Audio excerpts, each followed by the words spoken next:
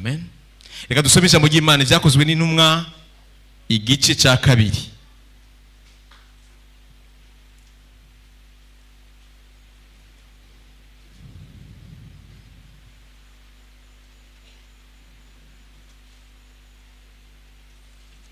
Ibyakozwe n'Intumwa igice cya 2 guhera ku murongo wa mbere.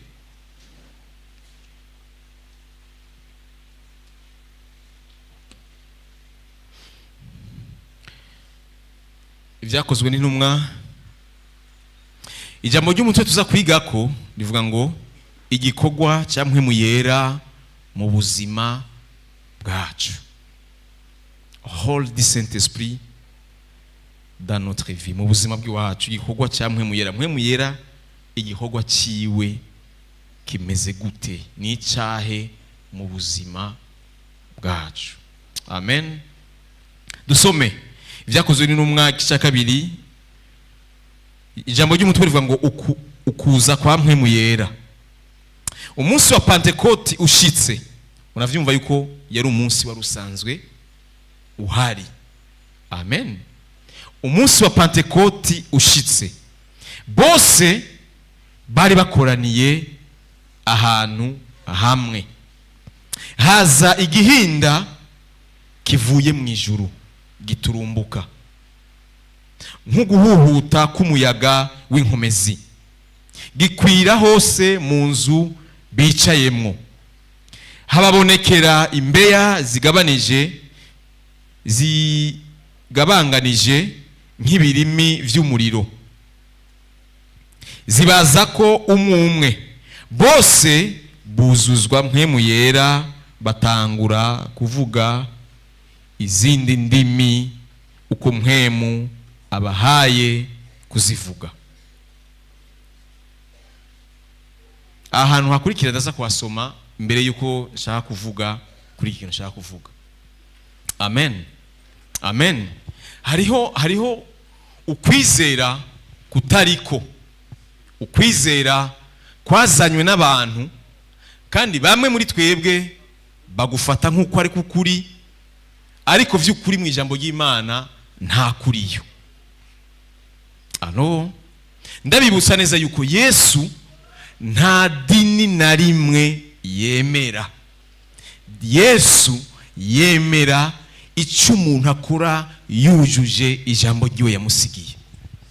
Mu yandi majambo, idini twisi idini Yesu yemera nabagenda nk'uko ijambo ry'Imana rivuga, abizera nk'uko ijambo ry'Imana rivuga. Amen. Rero kugira ngo nshike ahantu ushaka kuvuga mpwemu yera, ilifo ko tumenya kwanza mpwemu yera uwariwe. Mpwemu yera ni iki? Le Saint-Esprit c'est quoi? Amen. Mpwemu yera ni iki? Ni iki ko tuguma tumva mpwemu yera kuva isi itararemwa? Mpwemu yera ba Mose ba Aburahamu, mpwemu yera kuva mu gitabo ca mbere kuvugishika mu gitabo ca nyuma, mpwemu yera. Uyu c'est quoi? Bavuze le Saint-Esprit babashatse kuvuga iki? Iyo bavuze Saint-Esprit umuntu atahure iki? Amen. Hari ibintu ushaka kuvuguruza kandi bitari vy'ukwizera kutariko. Turaza gusoma ijambo ry'Imana. Hariho amadini n'inyigisho bigisha, shaka kuvuga ku bijanye n'uburongozi bwo mu buryo bw'impwemu, souveraineté spirituelle, sivyo? Guhera ku murongozi mukuru kumanuka. Amen. Amen. Hariho ukwizera kubiri abantu bavuga cyangwa inyigisho zibiri abantu batanga atahanu na hamwe ziri mu ijambo ry'Imana. Ubiravye nta na hamwe vyanditswe, kandi ivyo si bitangaza kuko turabizi neza ko ari abantu bazana inyigisho zitandukanye n'ijambo ry'Imana. Hama ikindi naco jewe nemera kandi namaze kubona, murabona ko dukishije twizera Yesu Kristo, ariko uraningene twicenga, hari abantu bicenga bakigendera mu vyo baje bakura muri Katolika, bagifise ivyo baje bavanayo, n'uyu munsi babigenderamo, n'uyu munsi vyaranse ko babirekura, vyaranse yuko umva birafatana nabo ntibabirekura. ntibabirekura. Nk'akarorero twe turabizi neza yuko umuntu apfuye biba biheze, umubiri ubusubiye mu ivu. Ivyo mubisoma mu ijambo ry'Imana turabizi neza ariko ari ivyo. Ariko hagati muri twebwe hari abantu bava ngaha uko umwaka utashe bakagenda kandi hahandi bahamba wa muntu ngo batwaye amashugwe. Ivyo biri mu bintu twagiye tuvanayo kuko hari icyo bita kirite de mort birahari. Ivyo rero mu kwizera twebwe turanka kwemera amafondoma ari mu ijambo ry'Imana, mugabo tukama dufise ibintu vyama bidukurikirana twakwiye tudashaka kwiyambura kandi bitari vyo. Muriko muranyumva? Uyu mubiri uteruza gusubira aho wajuva. Hama umuntu nyawe aba yitavye Imana. Imwe mu Mana yaremeye mu muntu, nkuko ijambo ry'Imana rivuga ngo Imana yahejeje kurema Adamu nk'ivu, yacimuhumekeramo. Imaze kumuhumekeramo, Bibiri ivuga ngo umuntu acacika ufise ubugingo. Mu yandi majambo, iyo mpemu Imana yashize muri uwo muntu niwe muntu, kuko umuntu wa vrai akomoka ku Mana. Ariko kugira ndababwire murabe ingene bigoye kwizera abana b'Imana, turanafise ibintu tugenderamo. Hari abantu hariyo nabubaka, hariyo amakrotire ku mpanda, hariyo amabati, hariyo nta uhari si hari. Ariko idini ryaratanze ivyo bintu kandi abantu birabagora kuvyakira. Barumva ko badakwiye gutandukana mugabo bama babigenderamo. Niko ndabereka ingene aho twavuye bamwe badashaka kuca umugozi. Mbe hari ibintu amaterme kiganga arangora. Ingwara umuntu agwara ikamwibagiza pasenia. Imbari Alzheimer. Alzheimer. Mu mpemu iyo ngwara ntibayo. Kahise nukibagira. Kahise kawe ntushobora kukibagira kuko karafisho gafasha mu buzima bwawe. Ahubwo kahise ni kan concerna. Je ne suis pas concerné de mon passé. Ariko ndavye muri passé hari ivyo niga muri présent. Muriko muranyumva? Ariko kahise kanje Jean atarakizwa nta concerna na gato. Turatandukanye.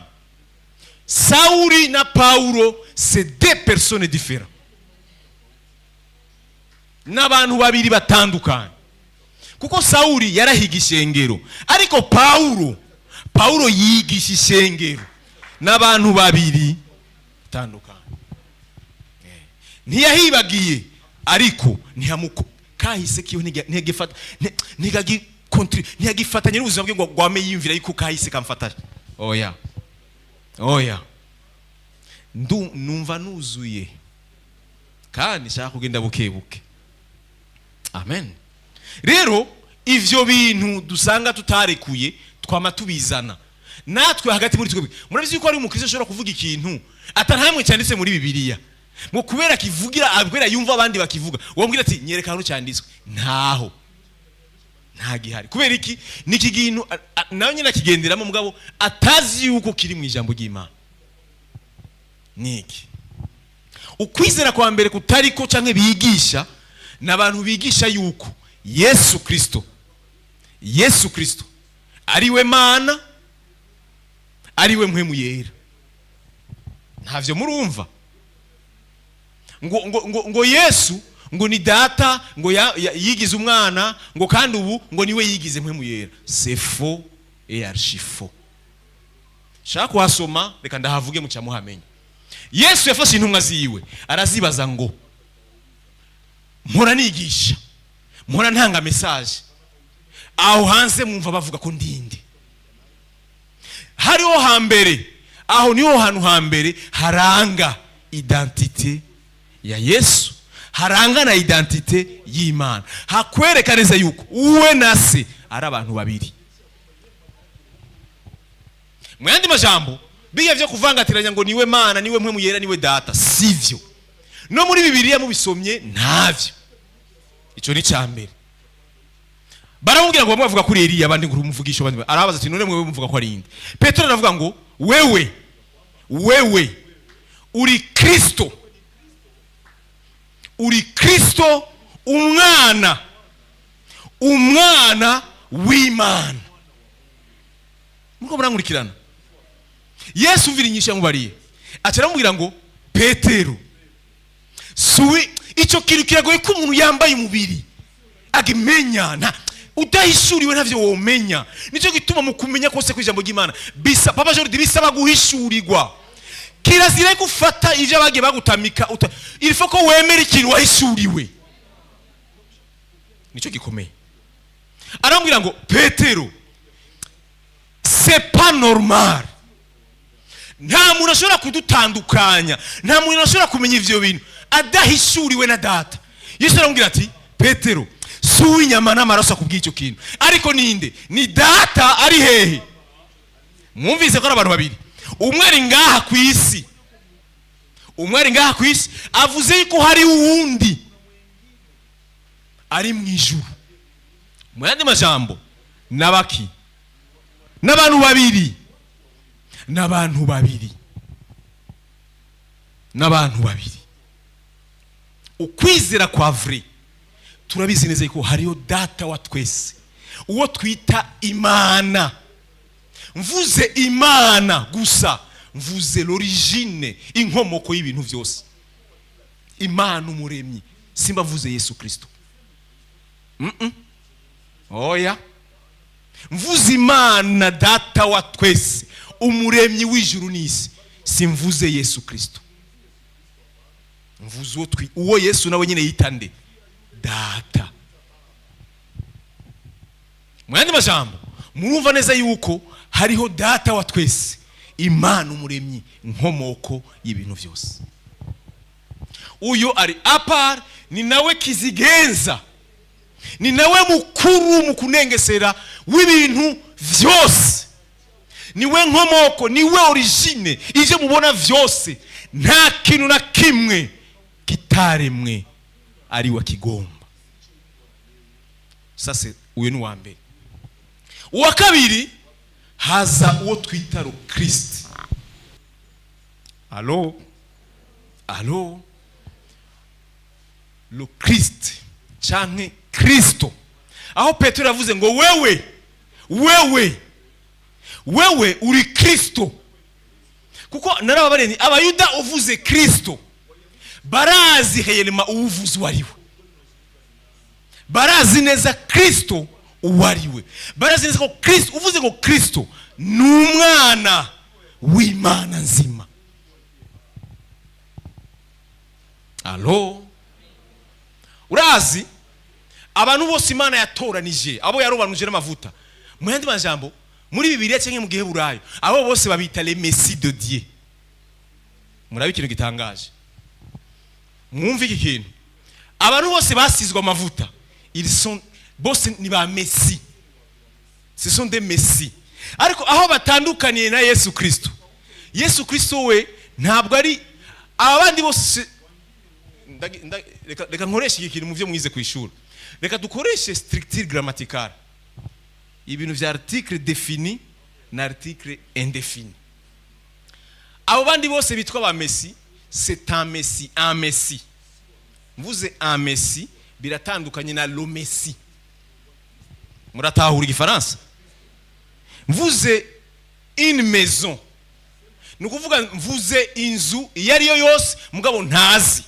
Mugabo mvuze la maison ni inzu igize gute? Izwi. Rero abasizwe bose ni ba Messi, ce sont des Messi. Mugabo hariwo uwo Bibiliya yitwa Yeshua Hamashia.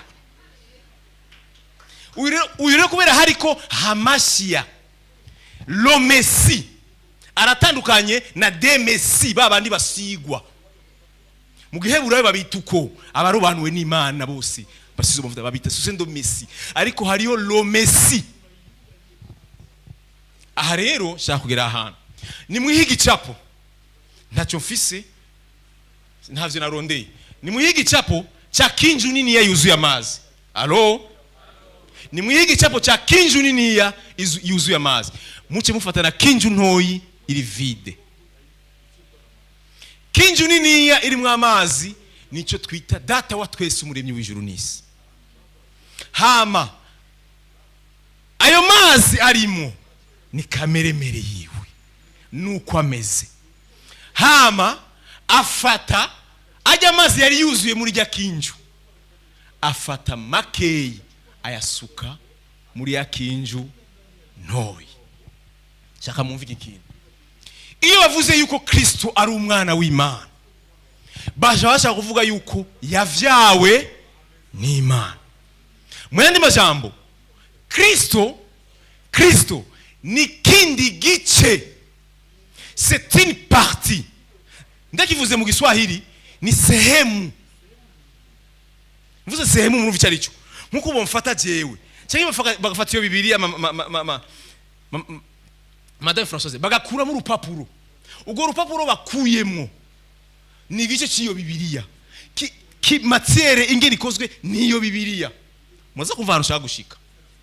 Mwandi majambo, iyo bavuze Kristo baba bavuze yuko nindi parti y'Imana mugabo yigenga yavyawe. Hama Imana avuga ati ko wowe nakuvyaye ndakwise umwana wanje. Uko niko Yesu yitwa umwana w'Imana. Nakuje twabaretse Imana yafashe Adamu imukuramo Eva. Process ni ya yindi nyene. Uwo yakuye muri Eva imwita kugomba, cette fois ntiyita ngo ntiyita Eva ngo n'umwana wa Adamu. Oya, ifata Eva imwita yuko ari umugore wa Adamu. Ariko processes ni ya yindi nyene. Nkuko yivanyemo igice cyayo icita umwana wayo. Allo? Amen. Amen. Amen. Ibi byose ndiko ndabitanga kubera iki? Ndiko ndabivuga kugira ngo binkundire ninabigisha mpemu yera mutahura icyo cyo shaka kubigisha. Kuko ntushobora kuvuga mpemu yera udatanguye uvuga urutonde ingene rumeze. Mu yandi majambo, Kristo bavuze ko Kristo babazi yuko ari kindi gice muri matiere rigize Imana. Imana yivanyemo ishiraho iravuga ati cette fois wenda kuvyaye ubaye umwana wanje. Mu yandi majambo muca mumva neza yuko Yesu na se matiere ni imwe. Ajya amazi yasutswe muri kinju ntoyi na amazi yari mu icupa rimwe. Nahashaka ko mutahura. Aha rero ishengero benshi ntibatahura iki kintu. Cyo gituma bamwe bivanga ntibamenye ivyo ari byo. Yabavanga. Muca mumva neza yuko bavuze Kristo ntabwo ari Imana data wa twese, ariko muri natire ni Imana. Ni Imana. Kuko ibimugize vyose nivyo bigize Imana. Ariko Imana yahise kumwita umwana wayo. Nico gituma musanga muri Bibiliya Yesu ivyitirirwa Imana bimwitirirwa kubera iki ni kintu kimwe. Allo? Ni kintu kimwe. Ukwizera kundi kutariko ariko ndavuga bigisha nukwizera kuvuga yuko hari ikintu bita la Trinité. Imana Data, Imana Mwana, Imana Mpemu Yera. Ivyo navyo bice bituzanira ngo Imana imwe, faux et archi faux. Nta biri muri Bibiliya. Nta biri muri Bibiliya. Ivyo vyatangujwe n'umuntu. Kandi vyatangujwe n'umuntu mu nyuma arahingurwa arakogwa yinjira muri Katolika acika umukozi. Yaranavuye abo umwe mu bapatiri bakomeye, arabo mu cardinal acika kuba mu bapapa bagiye barayobora. Ntabwo vyatanguje n'umwana w'umuntu. Nta nubwo biri muri Bibiliya. Ariko biragoye kubitahura muri Bibiliya udahishuriwe. Nico kibazo nari mfise kuva umunsi nakizwe. Iyi Imana nzoyisenga gute? Igabuwe muku biragoye. Abatazi origine ya Katolika kera nubu niko biri gusa vyagiye birahinduka. Yari pouvoir, bwari ubushobozi, cyari ikintu gifise autorité atamuntu aharirizwa. Niyo yashiraho niyo yasengera abami. Umwami wese yaganzwa nayo. Muriko muravyumva? Niyo yashiraho abantu bose bakomakomeye kwisi. Ico ivuze utacemeye warupfuye. Muri buki vya Galile avuga yuko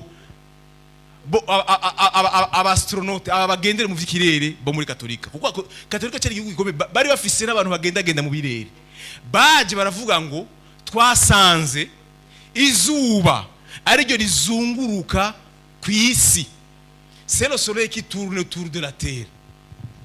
Hama kubera atawushobora kuvuguruza yari autorité supreme, uvuguruje baca bamwica, kandi n'utemera idini baramwica. Niko vyari bimeze muri bwine bahize abatanguje ivy'abakizwa ba martirité, hari ibi byagiye biravuka ari vyinshi, hagiye havamo aba orthodoxe, aba anglikani, abo bose nabagiye baravuka bivanye n'ingene batagiye baremera ibintu bimwe. Alors arababwi wewe agiye kubiraba arabibona neza yuko ahubwo ntabwo ari izuba rizunguruka ku isi, ahubwo ni isi izunguruka autour du soleil. Aje kubivuga yuko ari byo, kubera abo bari bamaze kuvuga ibindi kandi batavuguruzwa, byabaye ikibazo bimuviramo no gufa. Ariko kugeza kuri no munsi turabizi yuko hari isi izunguruka, twaravyemeye, kandi abagiye bose nta numwe arabihakana, vyose nuko bimeze. Ibi ndiko ndabivuga kubera iki? Kugira ngo mumenye neza yuko hari ivyo twe twita ngo nukwizera kandi atari ivyo vyatangujwe n'abantu. Amen. Amen. Nananditse ma verse ndaza kuyatanga bikenewe. Ariko nshaka ko ngira ahantu hashikana ku gikorwa cya mpwemu yera na mpwemu yera uwariwe mu buzima bwacu. Kuko uyu munsi nkuko nabivuze, ntabwo duhimbaza Pentecote, kuko Pentecote yari isanzwe ihari.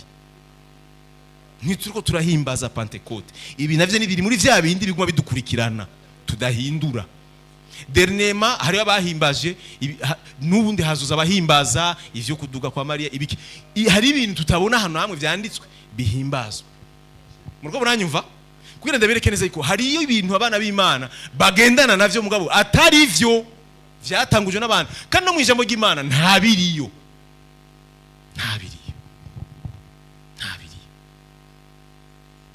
Amen. Uyu rero atangura avuga ngo Imana ni zitatu zigize Imana imwe. Gendura ab'Israeli nta hantu na hamwe bazi ico kintu, ico twita Torah. Mu gitabo ab'Israeli bafite isezerano rya kera, nta hantu na hamwe bazi yuko Imana yigabuyemo gatatu. Kugeza kuri uno munsi ntavyo bazi, kandi no muri Bibiliya kugeza kuri uno munsi nivyo tuzi. Nta hantu na hamwe Imana ni imwe rudende, ikagira umwana wayo. Amen. Amen. Amen. Aho rero shaka mutahura neza yuko ubukuru bwo mu ijuru bufise abantu babiri bakurikirana. Hariho Imana data wa twese, umuremyi w'ijuru n'isi. Uyo niwe nkomoko y'ibintu byose kandi nawe waganza byose. Hariho n'umwana wayo afise ubwo bumana nyene, mugabo yitwa umwana.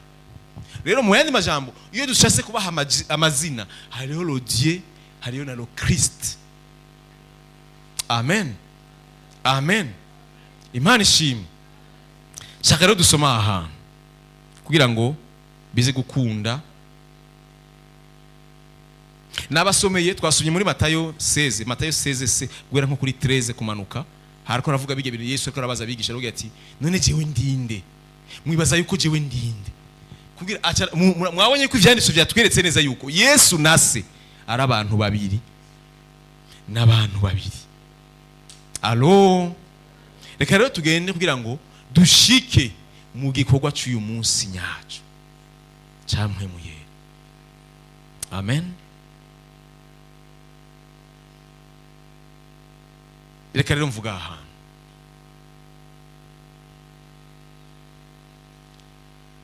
uyu munsi witwa ko ari umunsi wa Pentecote, sivyo? Witwa ko ari umunsi wa Pentecote, ariko ni umunsi wari usanzwe uriho, kuko ni nyuma y'uyu munsi wa Pentecote hari undi munsi wa Pentecote. Paulo yavuze ngo nzogaruka iwanyu umunsi wa Pentecote uheze, nzozi iwanyu ndarindire Pentecote. Mu yandi majambo murumve ko Pentecote yagiye ibandanya. None ko yagiye ibandanya, mpwemu yera yagumaza? Oya, yaje rimwe mu munsi umwe. Muraza ndabwire bene data, muraza gutara uyu munsi icyo Yesu yashase gukora. muraza gutahura ntabwo ari azara, hari ikintu Imana yashatse gukura kugira ngo uyu munsi mpwemu yera yaziriye ko ufatane n'umunsi wa Pentecote. Hariho impamvu. Pentecote rero nkuko mubisoma ntarinze kubisobanura, n'umunsi wari usanzwe uri mu minsi mikuru y'Abayuda. Uwo munsi watanguye ryari? Uwo munsi watanguye haheze iminsi 50. Haheze iminsi 50 Pasika iheze. Ivyo navyo muri Bibiliya, iyo minsi 50 iheze, Pentecote ya mbere bariko barahimbaza igihe Mose yamanuka umusozi Imana imuhaye ivyagezwe. Mwandi majambo, Pentecote yabo ya mbere bahimbaza Imana ibaha ivyagezwe vyo kugenderako. Soma Bibiliya. Niwo munsi wa mbere utangura na Pentecote. Kandi Pentecote ni jambo riri mu kintu bita 50. Mu Kigiriki ni Pentecoste. Pentecoste ni genre cinquantenaire, harimo ro chiffre 50. Nico gituma no muri Bibiliya barakuvuga ngo Imana yabare ngo muze muhimbaza uwo munsi haheze iminsi 50. Uwo munsi nawo ukongera kandi ugafatana n'iminsi yo kuzana. Mwasomye ko hari hano babwiye kuza gusoma ndiko ndigisha. Havuga ngo Yerusalemu hari Abayuda bamyeho abagabo bubaha Imana, bari baravuye mu mahanga yose yo munsi y'ijuru. Mwumva ko abantu bagiye Yerusalemu uwo munsi wa Pentecote. Kubera ko uwo munsi wa Pentecote, uyu munsi wa Pentecote wari umunsi mukuru wabo wari usanzwe uhari. Kuburyo Imana yabwiye ngo ndabategetse uyu munsi muzoka muhimbaza kandi muze bugire mukuru. Mwende majambo, n'umurundi ari muri Amerika kubwo munsi yari oblige kuza mu Burundi. Ahari hose yategerezwa kuza kandi bazanye iki? Ubwa mbere baza guhimbaza Imana ko yabahaye ivyagezwe bagenderako. Icya kabiri bazanye imishuzo, amashikanwa y'ivyo barimye kugira ngo bahereze Imana mu vyo Imana yagiye bahezagira. Ivyo bintu izo ceremony zibiri nizo zaranga Pentecote. Mugabo ceremony nini ya cyane yariyo iyo Pentecote yuko n'umunsi wo guhimbaza Imana kuko Imana yabahaye ivyagezwe Mose bimaruka. Rero ni mwiyumvire rero kubera iki Imana yababwiye abatumira babwira ngo nimugende mu nzu mundindire gushikaho mpwemu yera aza. Hama mpwemu yera aza apoperanije ahurirana na wa munsi wiki wa Pentecote. Ntabwo ari gihama.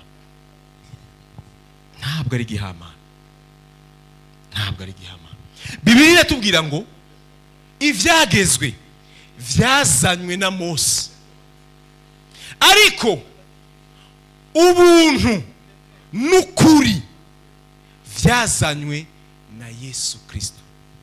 Rero umunsi wa Pentecote wari uyu munsi twita ko wa Pentecote ni umunsi wa remise et reprise y'ivyagezwe hamwe na grâce n'ubuntu. Grâce n'ukuri.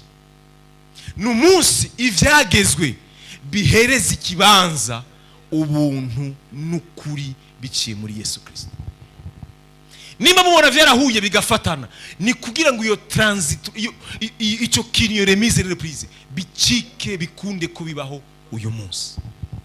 Amen. Sindavuga mpwemu yeru wariwe. Ariko shaka kubasobanura kwanza uyu munsi, impamvu uyu munsi wanywanye n'umunsi wari usanzwe ari umunsi mukuru wo guhimbaza ivyagezwe. Yari nka message Imana ibwiye Abayuda babwira ngo hari yindi façon, hari ukundi kuntu nifuza yuko murongo. Uyo munsi wa Pentecote niwo munsi mpwemu yera yamanuka aza kwishengero.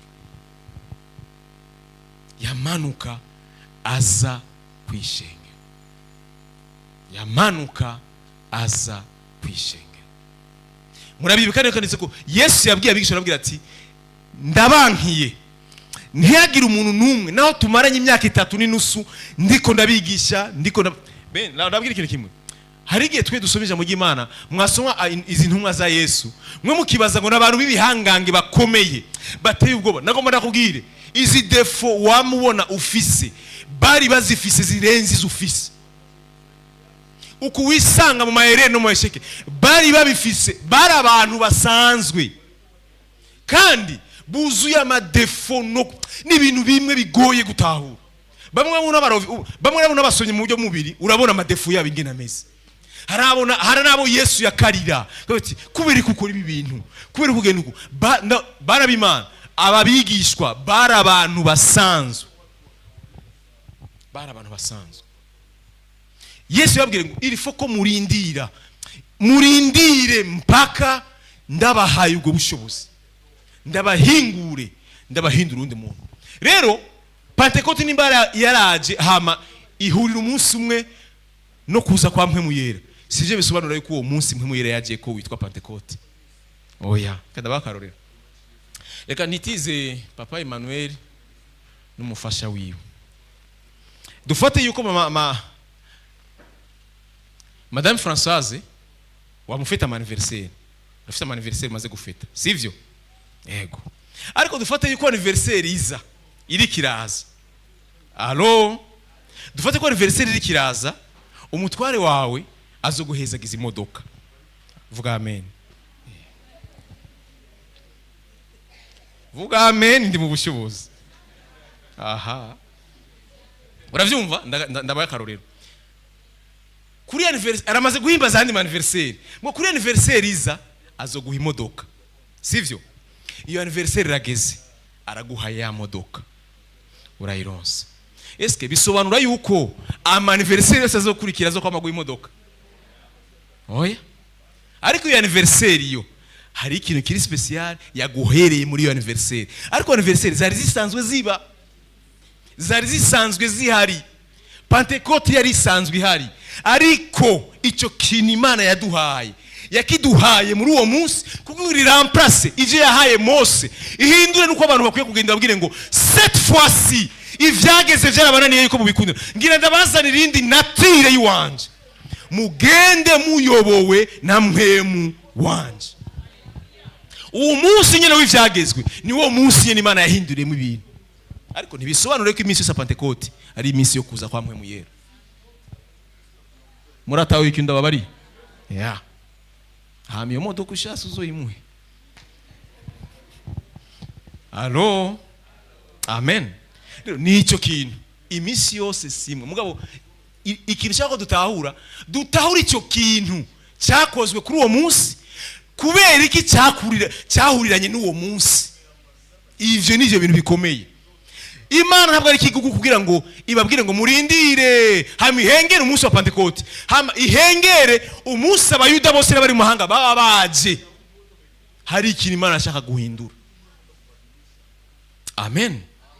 Hariyo guhanahana kubwira Mose ngo ubu abantu babaye abanje, shaka ko bayobogwa na mpwemu wanje, abigishe kumenya ivyaha kuko narabashiriho ivyaha nabashiriho ivyageze kugira ngo bavyubahe, mugabo ntibashobora kuvyubaha badafise natire yanje. Umunsi wa Pentekote wahuye n'uwo munsi wo kuza kwa mpwemu yera kugira ngo habeho guhinduka. Bibiliya ivuga ngo mpwemu yera aramanutse basanga mu nzu bicaye barahinduka baba abandi bantu. Raba rero barasohoka baja guhura na babandi babaravye baravuga ati cette fois-ci ivyo twari tuje guhimbaza biratandukanye n'ivyo turiko turabona. Hari ikintu nasomye numva kirantangaza. Bibiliya ivuga ngo abo bayuda bararavye Petero nabo bandi bariko bavuga mu ndimi zamenyekana, bavuga mu ndimi bavuga ati uko bimeze ko abantu baborewe. Mon frère, entre nous yavwa basi. Bibiliya ivuga neza yuko bavuga indimi z'abo bantu bose bagiye baza bavuye hanze. Kuko muri ico gihe umuyuda wese none nka Vianney wari muri Amerika ukajana gayo gakiza ukigisha umuntu mu gakiza akamenya Imana yahawe ariyo Mana y'ukuri. Uwo munsi wa Pentekote ku bayuda n'uwo muntu wigishije wateruza kuzumuza ni Yerusalemu. Nico gituma haje n'abandi bantu bubundi bwoko kubera iki baje kumenya ya Mana ya Isirayeli iyariyo. Rero umwe wese yajazanya yateruza kuzazanye uwo yigishije. Nico gituma hari ikivange cy'ubwoko. Bibiliya ivuga ngo bavuze mu ndimi z'abo bantu bose bari ngaho nguko mpwemu yera bahaye kuzivuga. Ariko ndababaza mumfashe n'ukuri. Hari ibintu biri muri Bibiliya bigoye gutaho. Ubukore bufata umuntu ugamuha inzoga akaboregwa, yo cavuga igishinwa.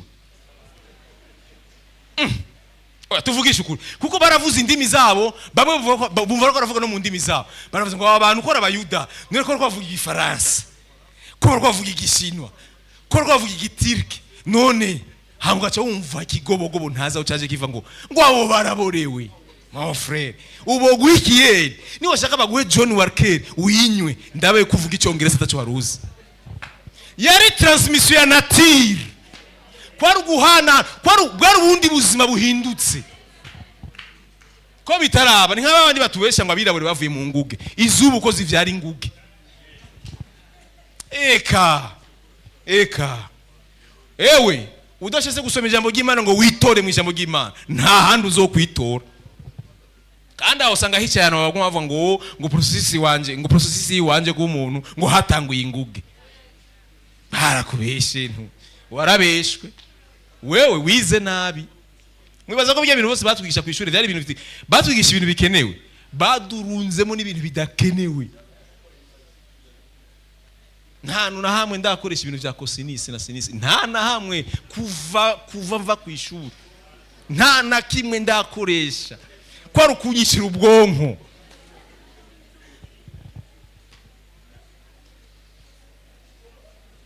Ubwo sibwo buzima. Nukuri ubwo buzima ndababwire muze mura bige twize ku ishuri ivyo tubayemo. Abantu benshi baba bambere ku ishuri ubajanye mu buzima n'ibindi bintu. Twarakengereye abantu kera biga imyuga. Nukuri hamwe no subira inyuma no kwiga imyuga. Mugabo twakuze ndiko ndababwira uranabivise ngo ndababwira uko habaho colonisation mu buryo bw'umubiri niko habaho colonisation mu buryo bw'impemu. Satani ashobora kugutakaza akakubwira ibintu bitabaho bitari ivyo kugira utakaza umwanya. Oya sobanurira Papa Emmanuel mbwira n'umusi numwe muri ubuzima urakoresha kompa. Tuvugana ukuri, tuvugisha ukuri. Oya mbwira ati kwa kangahe ibiri kugira ngo bipase narafashe kompa ndagira uku bikurane bakaragukurana amanota ukananirwa kubera utazi gusa gukoresha kompa, kuranirwa gusoma amahangre, kudutakariza umwanya. Abantu baburi ivyo biga kandi ivyo tugereza kwiga bihari. Ubu nohamagara wa mwigisha yankubita ambwira yuko ntazi gukoresha boîte mathématicale ari kibazo. Ubu kuri numuhamagara mbwira ati nyereka cette fois-ci kuko ari impamvu wabinyigishije, nyereka aho ndabikoresha rero. Ntaho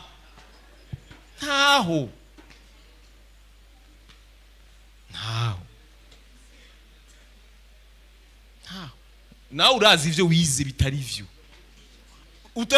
utarashira mu ngiro, utazofuna shize no mu ngiro. Kitavuga yuko atari ibintu biri essentiel twategerezwa kwiga. Ni nk'abantu cyane cyane abakobwa, abakobwa bose sinigeze mbona gukunda matematike, nta numwe. Nibake kandi abo nabo bayikunda baba bambere abandi bose. Ariko ndababwiza ukuri, matematike iri muri vyose. Twagomba tuvuga ngo ndayitwara he? Hose iriyo. Mu kubaka hari ibiharuro, mu kurangura hari ibiharuro, mu gukora umutsi hari ibiharuro, muri aya mashanyarazi hari ibiharuro.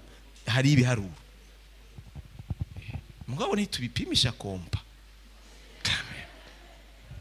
Bari kutubwira ati birahari mugabo muzobikoresha. Amen. Nariko ndababwira nti Imana ntabwo ari yazara gufata uwo munsi wari usanzwe wari umunsi yatanga ivyagezwe ku musozi, kuko umunsi yatanze ivyagezwe niho hari hatanga urugendo rushasha rw'ingene abantu bakwiye kwitwara imbere y'Imana. Hama n'umunsi mpemu yera yaza niho hari hatangwe n'urundi rugendo rushasha rw'ingene umuntu witwa umukristo akwiye kwitwara.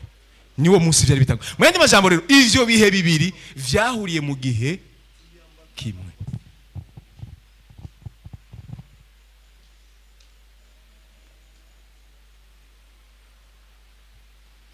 Amen. shaka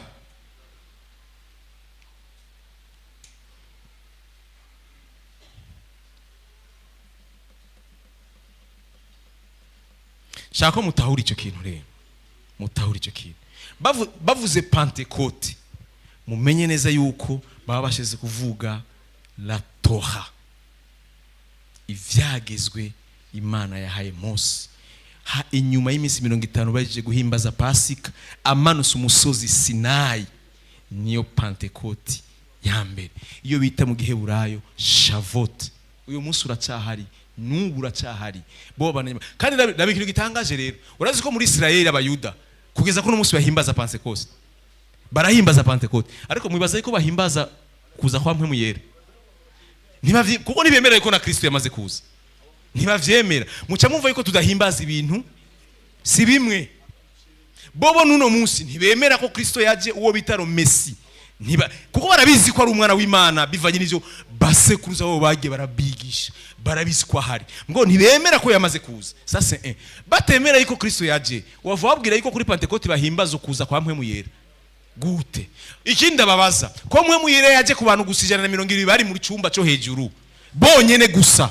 Kuri uwo munsi bagiye baramutransmeta bivanye n'inyigisho no kwigisha, ariko yahereye kuri kajya kazu sina Yerusalemu yose, bari abantu bari mu cyumba kimwe. None mbwira ngira abo bantu bazogenda hanze babwire ngo uyu munsi ntukiri Pentecote, ahubwo uyu munsi ni umunsi wa naissance ya chrétienté, y'agakiza, yo kugendana n'Imana gushasha. Abayuda bijana ivyo bintu baragutera amabuye.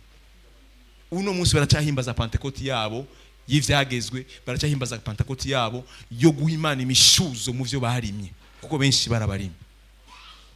Amen. Ariko twebwe uyu munsi, shaka mutahura neza, twebwe uyu munsi turahimbaza ubuzima, turahimbaza ubuzima, duhimbaza kameremere k'Imana kinje mu buzima bwacu. Reka ndabasomera ahantu mwumve iki kintu, mwumve impamvu Imana yatereza gukora ibi bintu. Reka dusome ubutumwa bwiza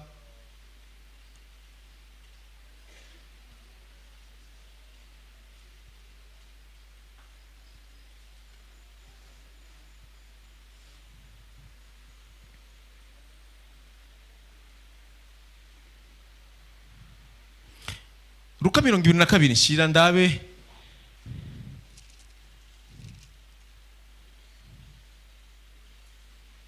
Luka 22 murongo wa 31. Mumva ahantu shaka musoma ahantu aha dutangiye kubijanye n'igikorwa mpemu yera yahamagariwe gukora mu buzima bwacu. Ariko uyo murongo reka ndavuge mpije gusoma yindi mirongo. Dr. shiraho Abaroma 8 umurongo w'9.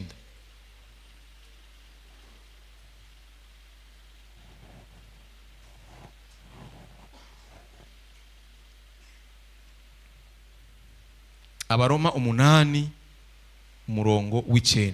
Ucu ntegurira ivyakozwe n'intumwa 16 umurongo w'7. Ucu ntegurira Abagalatiya 4:6.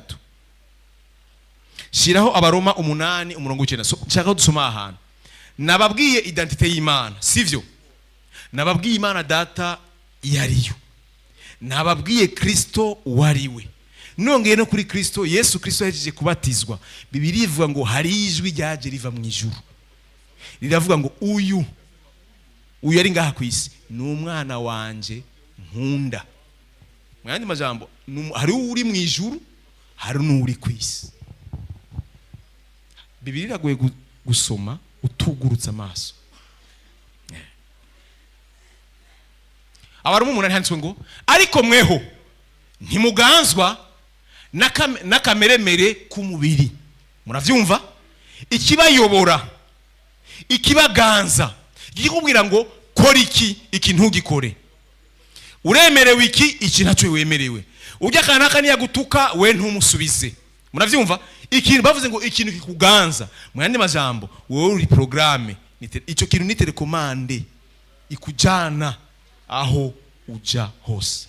Wararekuye. Umviriza ahantu. Ariko mweho ntimuganzwa n'akameremere k'umubiri, ariko muganzwa n'impwemu bwa mbere kwanza. Mu yandi majambo ntibaravuga iyo ariyo, muganzwa n'impwemu. Ikibatuma mukora ivyo bintu kiri muri natire y'impwemu. Natire yacu ni impwemu. Alo, bisanzwe umviriza ahantu, bisanzwe mpwemu w'Imana aba muri mpwemu. Bisanzwe impwemu w'Imana aba muri mpwemu. Mwende majambo ijya mpwemu batubwiye bwa mbere bagiye kuyidefinisa, bagiye kutubwira ngo iyo mpwemu ibaganza yitwa mpwemu w'Imana. Muvise ni mpwemu wande w'Imana. Bavuze Imana bavuze kuvuga nde? Nababwiye bavuze Imana hari umuntu bavuze umwe, data wa twese, mpwemu w'Imana manuka. Ariko iyo umuntu oya aho nyene umviriza naho, ariko iyo umuntu adafise mpwemu, ndababaza mpwemu w'Imana na mpwemu wa Kristo dije gusoma, murumva neza yuko bafise role zirasa. Mwumvise ko role zisa, ariko bavuze abantu babiri, bavuze Imana bavuze na Kristo. Mugabo Kristo n'Imana bafise impwemu. Voilà, naho nashaka kwanza kugera aba bantu bavuga yuko mpwemu yera ari yindi Mana, c'est faux et archi faux. Muri mwe harimo mpwemu w'Imana? Urizera ko harimo mpwemu w'Imana wewe? Ariyo? Ariyo? Okay. Uyo nyine ariyo ni nawe ari mu Mana, data wa twese. Niwe siwe? Niwe. Okay. Uyo nyine ari mu data wa twese ni nawe ari muri Kristo. None ndababaza ikintu kimwe. Kuri Kristo n'Imana ndaza kubivuga. Hama kuri wewe na Kristo n'Imana ntabumva ko ari ikintu kigoye gutahura. Kristo n'Imana bobo birumvikana, bateruza kugira impwemu imwe kuko ni matière imwe. Munyumvirize, Kristo n'Imana data wa twese impwemu yabo ni imwe. Iyo mpwemu ntabwo ari indi Mana, oya ni impwemu yabo. Alo, iyo rero iyo mpwemu ibaye muri uwo muntu, iyo mpwemu iyo twita mpwemu w'Imana cyangwa mpwemu wa Kristo cyangwa iyo bita le Saint Esprit, impwemu yera, impwemu nyeranda. Reka ngende kwanza asurinye neza. Ikintu cyose cy'Imana, ikintu cyose cy'Imana ni cyeranda. Nugwara gweranda, n'umushatsi mutagatifu. Icy'Imana cyose kirera. Nicyo gituma n'impwemu yayo ari iki? Ari impwemu yera. Alo, uwitwa Saint Esprit cyangwa uwitwa mpwemu w'Imana niwe yongera kandi akitwa mpwemu yera, niwe yongera kandi akitwa mpwemu wa Kristo. Impwemu ni imwe. Mugo bariko barayidetermina bivanye n'abantu irimo. Ntaranashika ahantu Kristo aratubwira mu butumwa bwiza bwa Yohana 16 aravuga ngo birakwiye yuko jewe ngenda. Urazima mvuga Vianney nuko Jésus physiquement yari une personne, kandi une personne ntiyari kubera hose icyarimwe, n'umuntu. Ariko impwemu yiwe arashobora kuyitransfera ikagenda, ariko we physiquement aguma ari umuntu. Nicyo gituma yavuze ngo birakwiye ko ngenda, kubera iki? Sino tamba je suis une personnalité. Ndi umuntu c'est n'umuntu. Siniko ndavuga umuntu muri natire, ndiko ndavuga umuntu ko ari ni personnalité, umuntu ari ku ruhande. Impamvu byarembye ko hagenda nukugira ngo arungike impwemu yiwe, iyo nishobora gutuma umuntu anywana n'Imana. Nenda abaze ko mvuga yuko muri kumwe n'Imana, mwo biproofa. Muvuga yuko muri kumwe n'Imana. N'ubu nyene ndakubajije, urabati ngo Imana turi kumwe. Ubizi gute? Ubizi gute ko muri kumwe nayo? Ntibikunda. Imana deje iri mu ijuru, Kristo deje ari mu ijuru, ariko turabizi neza ko mu kwizera kandi turanavyemere ko turi kumwe. Turabizi neza ko naho no kwisanga ahantu hameze gute ari kumwe nanje. Niko Bibiri ivuga. Naho noca mu muriro noca mu mazi ari kumwe nanje. Nabwiye ko mpwemu yera kuva kera yamye ariho. Gusa ntihari bwatangwe kumugaragara ngo yameho abeho mu buzima bw'umuntu permana. Yaraza mu muntu yaheze igikorwa akagenda. Yaraza mu gikorwa cyahera akagenda. Kandi ikindi kintu naco yagenda ahindura ishusho bivanye n'igikorwa agira akore. Araho mpwemu yera ari umuyaga. Aha twasomye ko yabaje ko ari indimi z'umuriro. Yafata role. Rero je ndiko ndashaka kuvuga definition ya mpwemu yera. Mpwemu yera ndamudefinisa nka instrument. Igikoresha Imana ikoresha. Muravyumva? Kuko Imana mu bumana bwayo iri capable kurungika esprit yayo ikaza mu muntu. Kandi nawe urabizi ko ari igihe uryama esprit yawe ikavyuka. Imana iri capable iri capable gufata impwemu yayo. Kandi nagomba nababwire Imana iyitwita mpwemu yera irashobora kwigwiza ikayigwiza mu izindi mpwemu. Ku gishitsi cya Isayi hazobaduka agashami, mu munago wanaze muri hazobaduka akantu, hama muri ako kantu hazoba mpwemu w'ubushobozi, habe na mpwemu wo kumvira Imana, habe mpwemu wo kwihana, habe mwende majambo yitwa le Saint Esprit. Imana iyikoresha mu buzima bwacu uko igomba. Ni mpwemu yayo imwe mugabo irashobora kuyidivisa. Kandi rero ikintu gihambaye iyo yitwa ko ari mpwemu yayo niyo yonyene yabonye yuko niyatuzamo ducika abana b'Imana. Kuko umuntu wese nkora babariye naringeza ahantu abasigiye ikibazo nababwira ngo ndizera ko mpwemu ari muri jewe ari mu Mana, kandi uri mu Mana ni wari muri Kristo. Mwende majambo nitwa umwana w'Imana kuko impwemu yayo son esprit yamaze kuba muri jewe. Nitwa uwera kuko impwemu yayo yera iri muri jewe. Nico kingiza umuntu yitwa ko ari we. Yesu yaravuze ngo muvuga gute ko yisi Imana abijambo ryashitseko. Imana niyo yatwise ko turi Imana. Kubera iki? Kuko umunsi twakira ijambo ry'Imana hariyo twita lo Saint Esprit source. Umuntu yakira bivanye nuko yakira gakiza. Imbuto y'Imana ikiza muri uyo muntu acitse uwera. Alo. Aha niyo Yesu yavyunye ariko arabwira Nikodemo, aramubwira ati Nikodemo. Aha nako nyene nagataho uyu no munsi. Kandi Imana ishimwe yuko kaje uyu munsi ku munsi twibuka kuza kwa mpwemu yera kwishengero.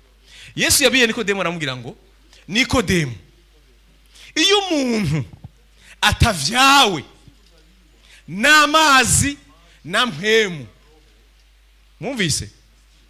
mwumvise atavyawe niki n'amazi na mpwemu, mwene majambo atabaye baptisé dans l'eau et baptisé du Saint-Esprit, ntashobora kwinjira mu bwami bw'Imana.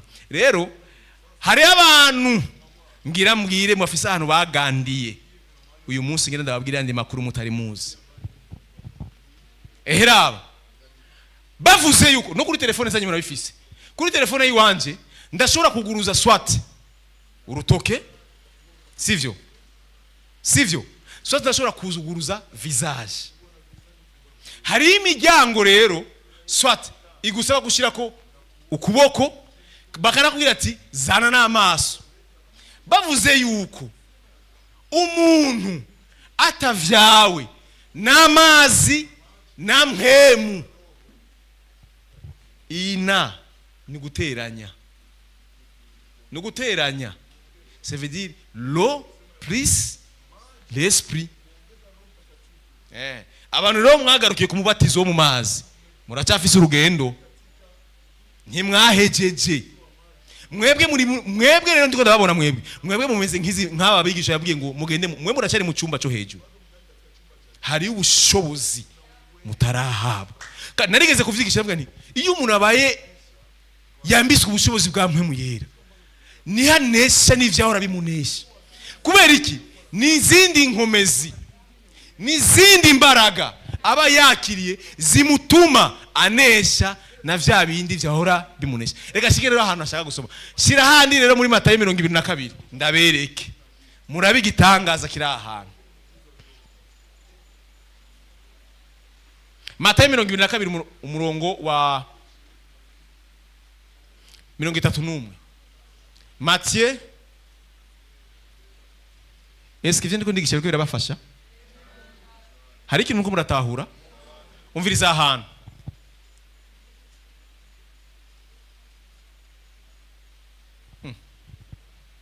Niho mfise. Oya Luka, excuse. Luka 22.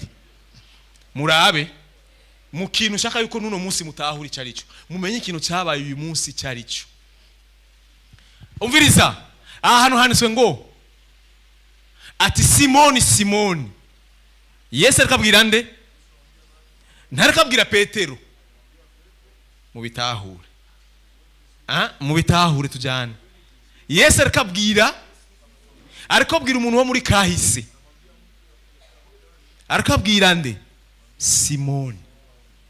Murabe kuva Petero yambaye ubushobozi bwa mwe muyera. Nta hantu na hamwe basubira kandi kuvuga izina rye ngo rya Simoni. Bamuhamagara Simoni. Bategerezwa gushiraho na ryarindi. Umviriza mbwa wo Yesu yabari yavuze ngo ati Simoni raba Satani yabasavye ngo abagosore nk'ingano. Manuka. Aramubwira ati oya trande. Ariko wewe, Yesu arakabwira Simoni, ariko wewe nagusengeye, kuko yari umurongozi mukuru, nagusengeye ngo ukwizera kwawe ntiguhere. Ça c'est un. De nawe avuye Simoni, nawe ni wamara guhinduka. Mu yandi majambo naragira gute? Okay. Bagendanye imyaka bingahe? 3 n'igice. Mugabo ntaragira gute? Uca wumva yuko iki kintu twakiriye umunsi gihindura umuntu kundi ko. Mumvi iyi conversation. Nawe ni wamara guhinduka. Bibiliya mu Gifaransa ivuga ngo ni waba converti, ni wihana, ni wahindukira. Bagendanye imyaka yose ataragira gute? Tarahinduka. Mugabo baguma bagendana na Yesu, yarakiriye Yesu, yarihanye, yarabatijwe no mu mazi menshi. Ilifo kumenya ahantu aba bari kumwe na Yesu barabatijwe mu mazi menshi, kuko barageze ahantu nabo nyene babatiza abandi bantu. Mugabo mwumvise Yesu amubari ahari mu minsi Yesu agira apfe. Arabwira ngo nawe ni wamara guhinduka uzuremeshe bagenzi. Kira ntibishoboka yuko umuntu aremesha abantu ataragira gute? Atarahinduka. Hari ibintu udashobora kunesha utaragira gute?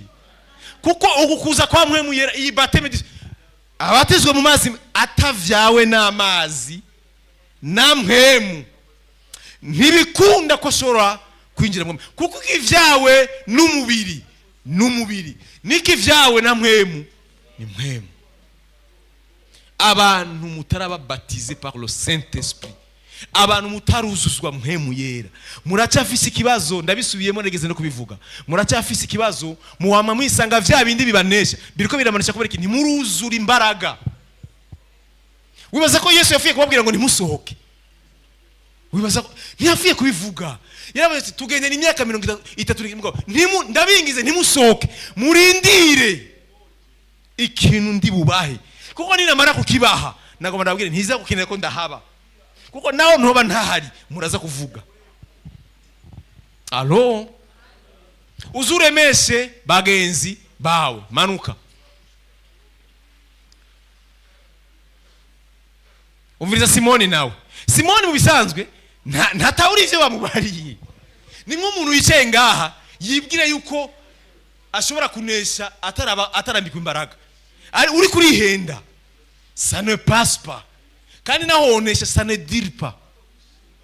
Ntibishobora urashobora kunesha umwanya mbwa ntushobora kugumunesha kubera iki? Hari izindi mbaraga ukeneye nabwiye abantu twari kumwe masengesheje y'indongozi n'abakozi b'Imana, ndababwira ngo c'est impossible, ntibishoboka yuko umuntu yova mu buzima basanzwe arimo yaza mu ngoro y'Imana ngo baririmbye atangorane nabo baririmba basenga adasanzwe afise ubwo buzima muhira, atabwa afise n'ibikunda. Umuntu atanga icyo afise. Nje gituma uzokuvuga ngo muhaguruke za inkomezi zaheze, nimuhimbaza Imana zaheze, uri kumubwira kuri ibintu atamenyereye. Kubera iki? Hari izindi mbaraga atarakira. Kandi ko ndababwira ibintu sindi ko ndafyina. Nimba wisanga mu bintu bigomba biriko birakunesha, ibintu wama wisanga uvuga ati Mana ngira mpagarare, none nasubiye kandi koresha, nuko utarambara ubushobozi bwa mpwemu yera. Ubwo Yesu yari yabwiye abigisha bwe ati ntimusohoke mutarinze kubwambara ubwo bushobozi. Aha rero Petero Yesu aramubwira ibintu ngo we yibaza ngo ngufyina. Petero aramubwira ngo ati mugenzi, umviriza Petero, niteguye no kujana nawe no mwibohero no mu rupfu. Uyu mutima ni mwiza, uyu mutima ni mwiza, kandi bamwe hagati muri twebwe baranawifuza mu kunesha, ariko ntibikunda. Naho kwifuza gute? Hari ibintu bidakunda kubera iki? Hari ikindi kintu utarakira mu buzima bwawe. Urumva ko Petero yafise icyifuzo cyiza. Umviriza, we yumva nkuko avyumva, ni nka muntu yicenga bamubwira ati mon frère ma sœur, il faut ko ibintu bikubako wakubwira ngo oya je nzobishobora. Hari n'abantu bakubwira ngo bariteze ngo kuza kwa Yesu, ngo Yesu ni aserura ngo uzomusanganira. Uri si kuko ntuzi imbaraga zo bazigeza aho hantu ngene zo bazinga. Yesu aramubwira ati Petero, ndakubwire Petero, wagize neza kuva yuko ushobora no kujyana nanjye mwiwe, ngo hari ikindi kintu utazi. Uyu munsi nyuma ya saa sita hari ikintu muza guhura, kandi icyo kigeragezo nicyaza kiraza kukunesha. Kubera iki? Hariho imbaraga utarambara. Petero, ndakubwire, inkoko itarabika apana ejo, uyu munsi weje kuvuga ngo witegeye kujana nanje no mu rufu no mu muyohero, ariko uyu munsi uhava unyihakana gatatu kose ngo ntunzi. Sinahasomye, reka ndahasubire. Hajya ahantu ho mu vyakozwe n'umwigisha kabiri gihe baronka mpwemu yera, Petero aciye agenda arabwira bajya abantu, arababwira ngo ivyi mubona uyu munsi nta numwe yanyoye inzoga, ariko iyi passage yarayiciyemo yo kumwihakana, yarayiciyemo. Aratangwe gutemwanya. Aba bantu mubona ubwa mbere yahunze umukobwa, amubwira ati wenda kuravye nabonye ugu umugendana n'ujya mugabo. Petero arabwira ati nta muntu yitwa Yesu nzi, ntawe nzi. Uyo Yesu uri kurambwira ntawe nzi 3 fois.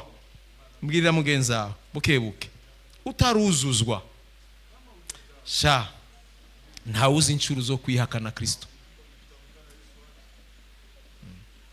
Utaruzuzwa ivyo navyo bivana n'inyota yawe, kuko ukuzwa kwa mpwemu yera cyangwa le baptême du Saint-Esprit ni sezerano ry'abakiriye Yesu Kristo nk'umwami n'umukiza ubuzima bwawe. Il faut kumenya yuko ari isezerano ritaruzura, kuko Yesu yavuze ngo kugira ngo winjire mu bwami bw'Imana il faut ko yuko ubatizwa mu mazi no muri nimba waragarukiye mu mazi nturarangiza.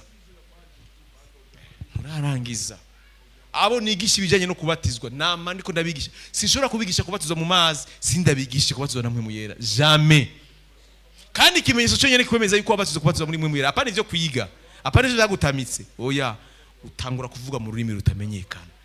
Niyo signe universelle yerekana yuko umuntu yagize gute, yabaye baptisé muri Saint-Esprit. Kandi rabi ikintu gitangaje, Yohana umubatizi yavuze ngo uyo niwe navuze nti uwuzi nyuma yanje yabayeho generabaho, kuko we abatiza muri mpwemu no mu muriro.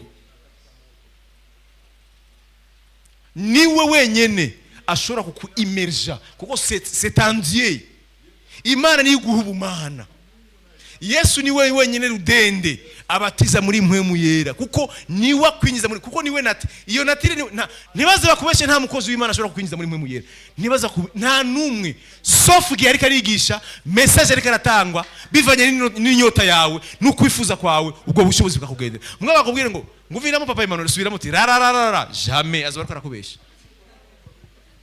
Rudende numwe Kristo wenyine niwe Yohana yavuze ngo uyo niwe abatiza muri mpwemu yera no mu muriro.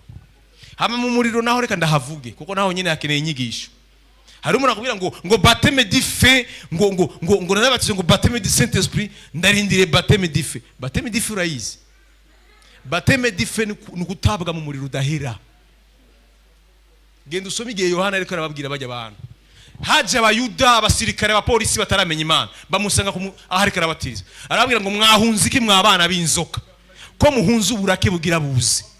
Ninde yabariye guhunga? Barambwira ati tugire gute? Barambwira ati jewe ndababatirisha amazi ariko inyuma yanje haraje unda mwabo. Ico kiganiro genda mugisome cyari kiganiro cy'abantu batazi Imana kuko mu bantu batazi Imana hari abo umwami ashobora kugirira ubuntu bakabatuzwa muri mpwemu yera, hari n'abandi batomwumvira atahehe mu muriro. Baptême du feu ntabwo ari abana b'Imana. Izivo muze muratahura kuko ijambo ry'Imana ntabwo ushobora kuritahura par verset, uritahura par contexte. Ico ariko aravuga aho hantu, ico ariko abwira abasirikare bazati tukora iki? Ntimugasaba umuntu amafaranga arenze. Mwene majambo ko ari ukwihana. Aba rero bihanye bazoba bakandida mu kuba baptisé du Saint-Esprit. Abo bandi nabo batumva mu muriro. Ico bita baptême du feu. Mwene majambo rero n'abantu batazi cyari cyo baptiser. Baptiser c'est immerger, plonger dans, guterera indani. None bazo umva uzotererwa mu muriro. Biragene kwigishwa. Nta kubatizwa kandi twakuze twuvyumva. Ngo sindabatiza ngo uwo mu muriro. Urashaka kujayo. Ifo gutahura ivyo ari vyo. Amen. Nariko ndarangiriza ahantu rero naho shaka kurangiriza. Uyu Petero nyene yari yifuje yuko yitege kugendana na Yesu no mwibohero no mu rupfu. Yesu arambwira ati ngira ndaguhishurira ikintu gitoya.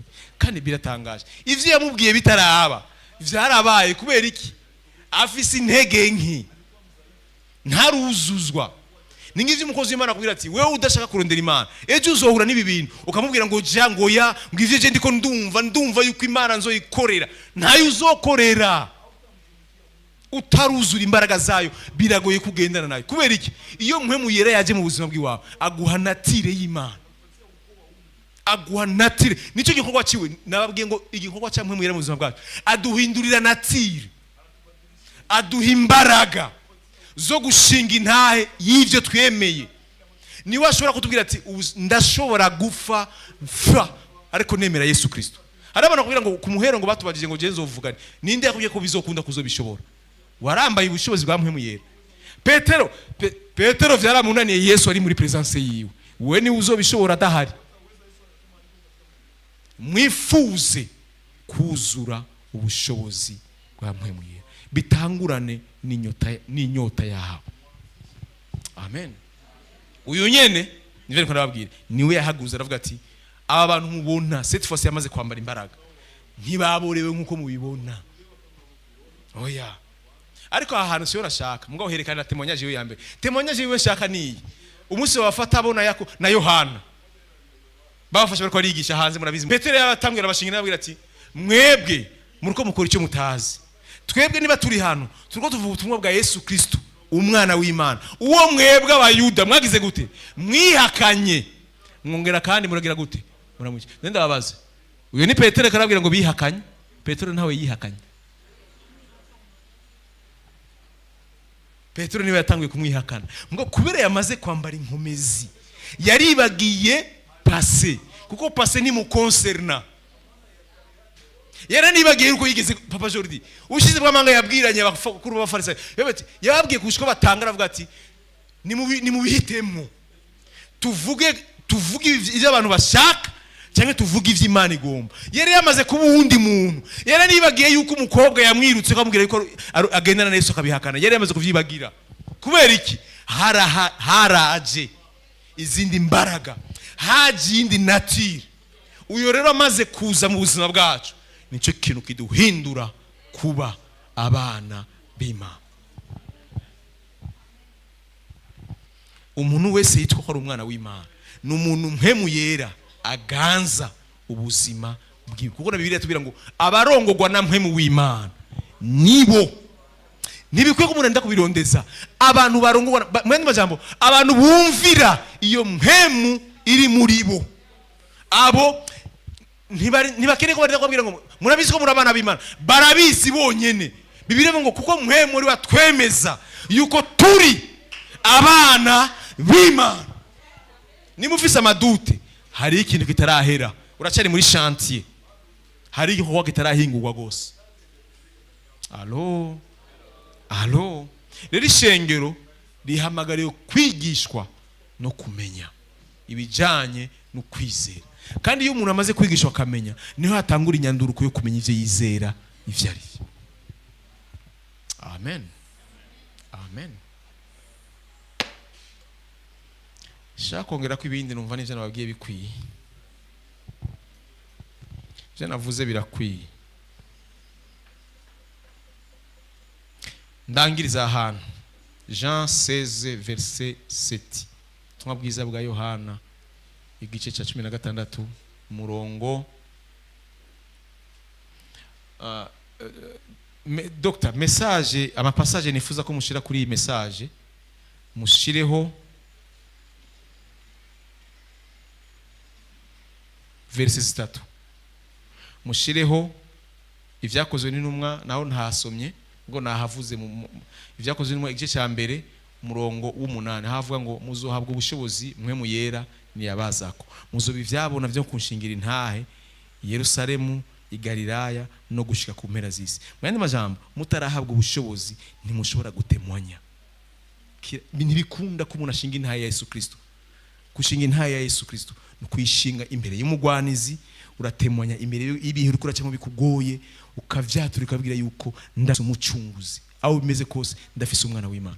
Ivyakozwe n'intumwa igice cya mbere umurongo w'8, iyo ni verse ya mbere. Verse ya kabiri, ivyakozwe n'intumwa igice cya kabiri guhera ku murongo wa mbere gushika ku murongo wa 3 cyangwa wa 4, hajya avuga ngo buzura mwe muyira atangura kuvuga mu ndimisha. Ahantu ha gatatu cyangwa kuvuga ni iyi verse, ubutumwa bwiza bwa Yohana 16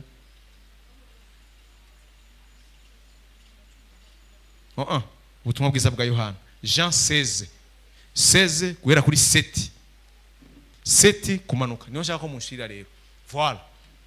Aha nahavuze naho nyene mgo nshaka kwa conclure. Ariko jewe ndababwira ukuri, ikizogira icyo kibamarira nuko jewe ngenda. Kuko nintagenda umwitsa ntazoza kuri mwebwe.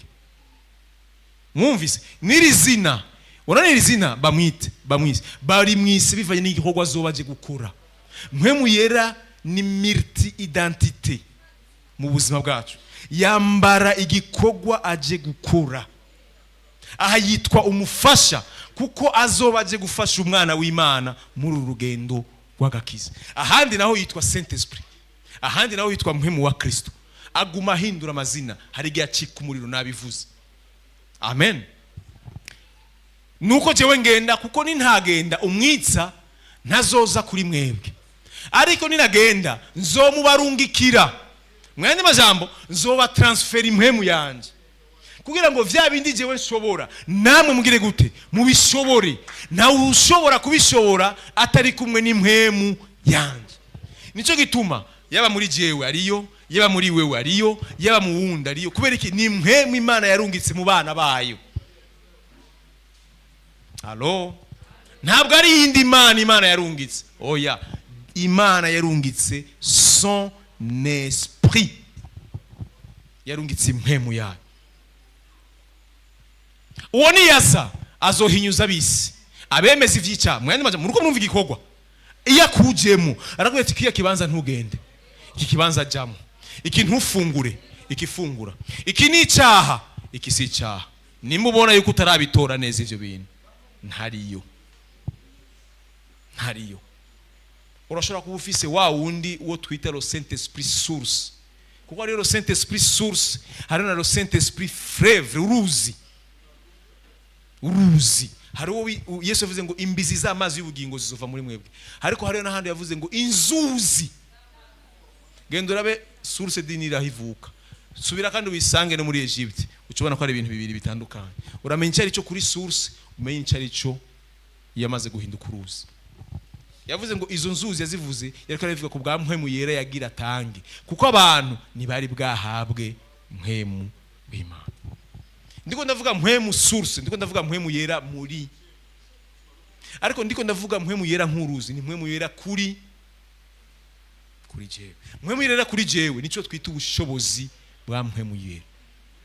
Mu bitandukanyije ibintu bibi, umuntu yakiriye Yesu Kristo akihana, aronka mpwemu yera wa natire ayinjirana kuko yakiri abaye umwana w'Imana. Ariko iki ndiko ndavuga cyabaye kuri ku munsi wa Pentecote, bwari ubushobozi bugushoboza gutemwanya, kugenda mu gakiza, kuramiriza, kunesha. Ivyo navyo ntibikunda ngaha ku isi iyo tari kuri we.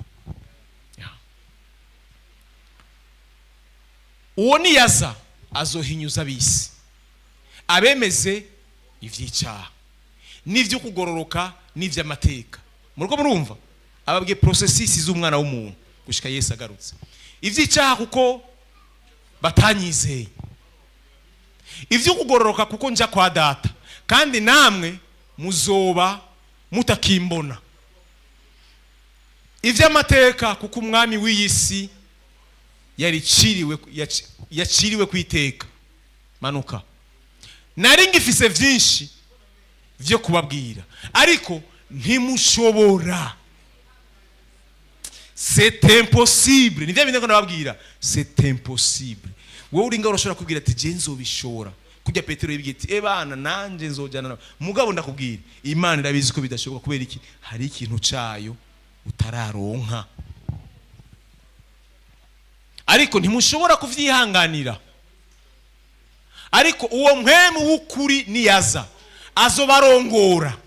Mwende majambo, wewe urapfuye, haje iyindi fonctionnalité bakushizemwo, iyo izokwame kuyobora higomba. Hazi umva baje guparametre. Mwende majambo, wewe hagira habeho mise à jour, bagira updating ube à jour, ubundi muntu mushasha. Niya kwinjiramo niwazo kuyobora ingene ukwiye kwitwara. Iki uracemerewe, ikintu cemerewe. Kana kamwishure, kana ntumwishure. Ego yagukubise wo munesha mugabo ntumwishure, kuko ikibi kizoneshwa n'iciza. Iyo natire ni wayizana, kuko iyo ni iranga Imana. Kuko atazovuga ivyo yigene. Aha rero ndakeneye ko muhumva, ntazovuga ivyo, ntibikunda yuko yovuga ikindi kintu gitandukanye nanje, kuko ni mpemu yanje, ni wanje ndabashizemwo. Nishobora kubabwira ibindi bintu azokumva, ariko kuko atazovuga ivyo yigeneye, ariko ivyo azokumva vyose nivyo azovuga, kandi azobamenyesha ibigira bize. Uwo azoshimagiza nde? Uyu jewe ninde? Uyu jewe ninde? Musome neza. Wababwiye ko bikwiye ko agenda ninde? Uwo wavuze ko uyo jewe rero ninde? Mwumvise yuko ntazoza ni igikoresho cyanje ngo kikorera jewe, ashira mu ngira ivyanje. Era biyo mpemu iri muri wewe niyo iri no muri mugenzi wawe. Mugabo ntizikoze bakoresha bimwe, mugabo ni iri no muri mugenzi wawe. Umwe wese afonctiona bivanye n'ingene Yesu agomba kwa fonctiona. Uwo azoshimagiza jewe kuko azoba kwabira kuvyanje. Mwende majambo, iyi mpemu c'est une partie de moi, ni imwe mu bihimba bingize ndabahaye. Azofata bimwe mu vyanje bari vyazana. Allo, naha ndaza kwashimangira n'ijambo rya nyuma. Azokwabira kuvyanje akabibamenyesha. Manuka, ivyo data afise vyose ni ivyanje. Nije binabare yuko ari natire imwe. Ivyo data afise vyose ni ivyanje. Nico gitumye mvuga nti yabira kuvyanje, kuko ibiri muri data nivyo biri no muri jewe. Kuvyanje akabibamenyesha. Manuka, hasigaye ntibikenewe. Shiramo ivyahishuriwe 5 aba ariho ndangiriza 5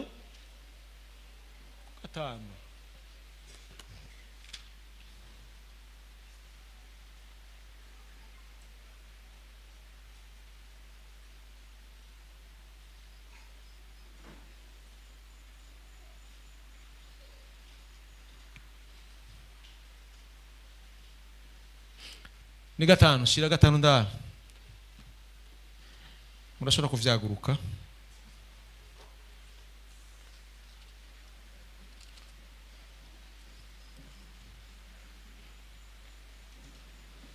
Ivyeshure 5 umurongo wa 6.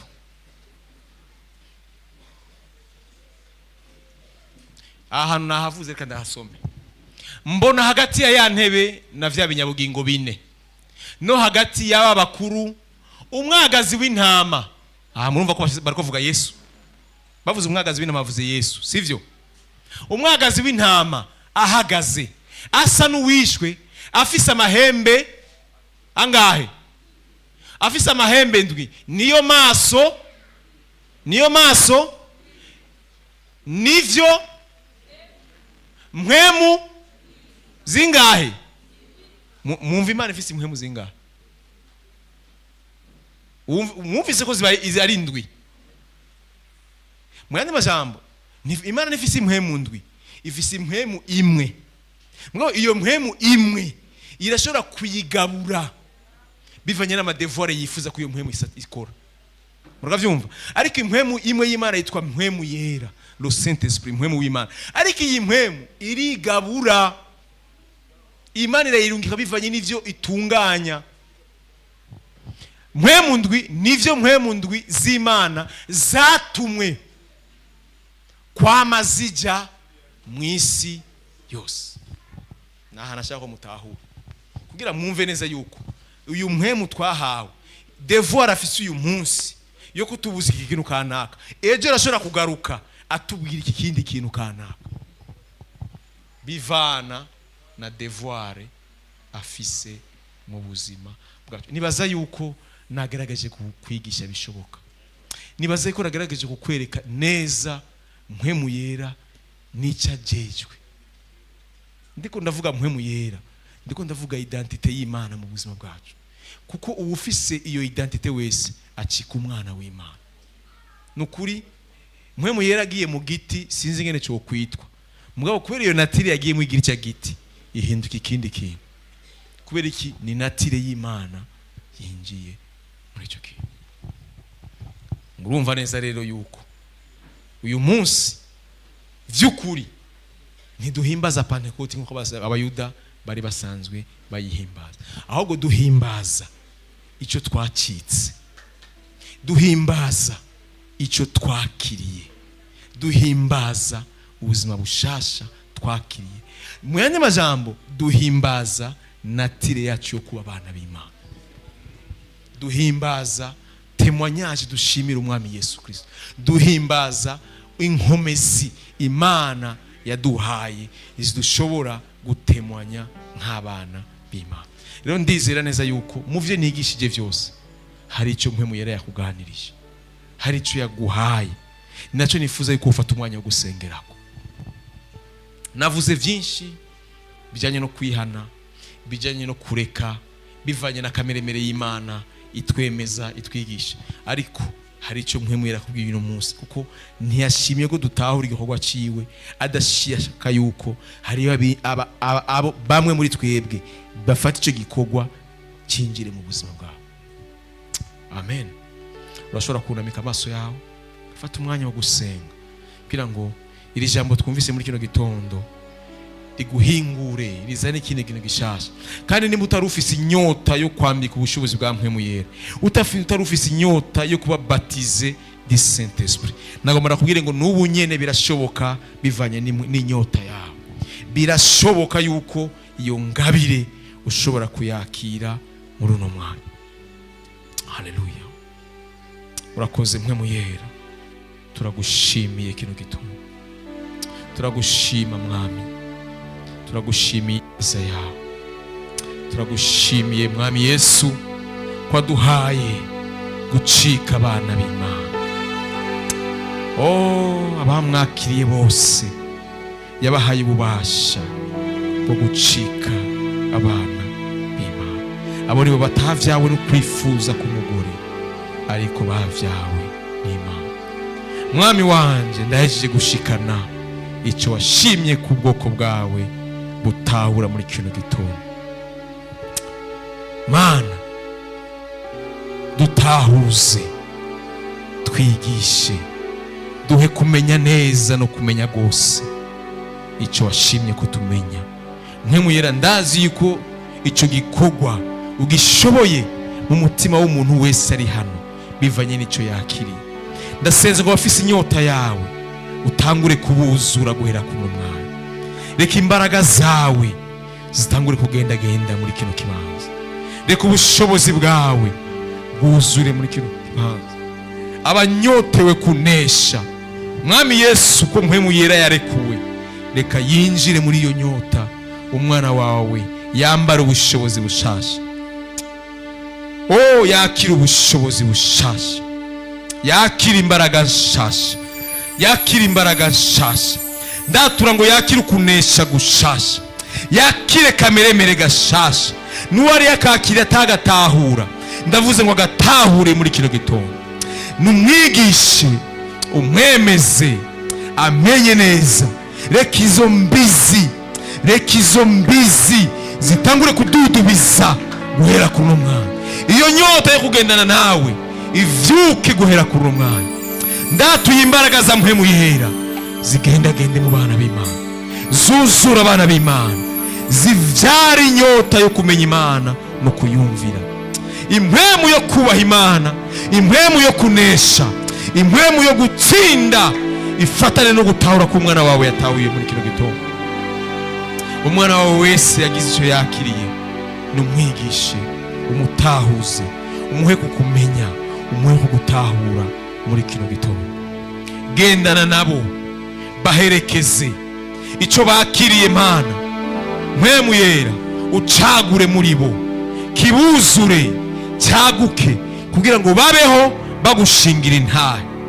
Barashobora kuba bamye barifuza kujya Petero yifuza, ariko ntibamenye yuko bisaba inkomezi, bisaba imbaraga. Ndavuze ngo muri kino gitondo rekura imbaraga zawe, rekura ubushobozi bwawe, rekura ubushobozi bwawe, rekura ubushobozi bwawe. Nkuko wivanze muri Pentecote, ndakwingize ngo no kino gitondo subira kandi wivange mu mitima y'abatarakumenya, y'abatarakwakira, y'abataraguhishurirwa, ariko bagufitiye inyota yo kukwakira. Kino gitondo bakwakire, bakumenye, batahure neza uriwe mu bugingo bwawe. Turonke imbaraga zo kunesha, duhabwe imbaraga zo gutsinda, duronke imbaraga zo kuramiriza mu ngono rugendo rw'agakiza. Shoboza abana bawe bose, ubagirire neza. Subiramo nanjye uti, Mwami Yesu, cyane uti, Mwami Yesu, ndagushimiye kubw'agakiza, ndagushimiye kubw'agakiza, ariko cyane cyane ndakeneye yuko ubushobozi bwa Mpwemu Yera bunyuzura uyu munsi. Ndavyakiriye, ndavyizeye, bivanye n'ubutumwa bwiza yuko ntashobojwe na Mpwemu wawe. Ndahaye kaze Mpwemu wawe ashiramo inyota yo kugira ngo anyuzure, ntangure kugenda nkuko ijambo ry'Imana rimbwira. Ndakeneye uwo mubatizo wo kubatizwa muri Mpwemu wawe, kugira ngo neshe ivyahora binesha, ntsinde ivyahora bintsinda, mbeho nkuko Imana igomba yuko ngomba. Iyi mbuto nakiriye mu ijambo ryawe, Mpwemu wawe ayivomere, ikure muri jewe gushika hicika uruzi rusana amazi y'ubugingo. Mpwemu Yera, nyigisha, nkomeza, kugira ngo mbe uw'Imana igomba komba. Iyi jambo ryawe numvise uyu munsi rivyara ikintu gishasha, ntabitahura ariko ndizeye ijambo ryawe ko rishobora kurema muri jewe ikintu gishasha. Ndakwemereye, injira muri jewe, uganze, uyobore kugira ngo mbeho nk'uko Imana igomba. Ndavyatuye mu izina rya Yesu Kristo, umwami n'umukiza w'ubuzima bwanjye. Amen.